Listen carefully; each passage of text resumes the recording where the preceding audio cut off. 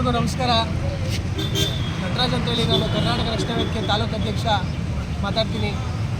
Koratagere ಪಟ್ಟಣದಲ್ಲಿದ್ದಂಥ KSRTC ಮುಂಭಾಗದಲ್ಲಿದ್ದಂಥ 56 ಅಡಿ ಎತ್ತರದ ಧ್ವಜಸ್ತಂಭವನ್ನು ತಾಲೂಕು ಆಡಳಿತ ಕೇಳದೆ ಧ್ವಂಸ ಮಾಡಿ ರಾತ್ರಿ ಇಡೀ ಕಾರ್ಯಾಚರಣೆ ಮಾಡಿ ನಾವು ಧ್ವಜಸ್ತಂಭವನ್ನು ತೆರವು ಮಾಡಿದ್ದೀವಿ.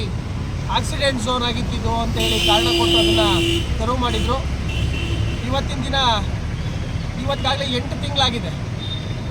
ಪರ್ಯಾಯ ಜಾಗ ಕೊಡ್ತೀವಿ, ಧ್ವಜಸ್ತಂಭ ನಿರ್ಮಾಣ ಮಾಡಿಕೊಡ್ತೀವಿ ಅಂತೇಳಿ ಸನ್ಮಾನ್ಯ ಶ್ರೀ ಟಿ.ಎ. ನಾರಾಯಣಗೌಡರು ಬಂದಿಲ್ಲಿ ಹೋರಾಟ ಮಾಡಿದಂಥ ಸಂದರ್ಭದಲ್ಲಿ ಆಶ್ವಾಸನೆ ಕೊಟ್ಟಂಥ ಸುಳ್ಳು ಹೇಳಿಕೆಗಳನ್ನು ಕೊಟ್ಟಂಥ ತಾಲೂಕು ಆಡಳಿತ ಈವರೆಗೂ ಕೂಡ ಕನ್ನಡದ ಧ್ವಜಸ್ತಂಭಕ್ಕೆ ಒಂದು ಜಾಗವನ್ನು ಕೂಡ ಇಂಥವರೆಗೂ ನಿಗದಿ ಮಾಡಿಲ್ಲ.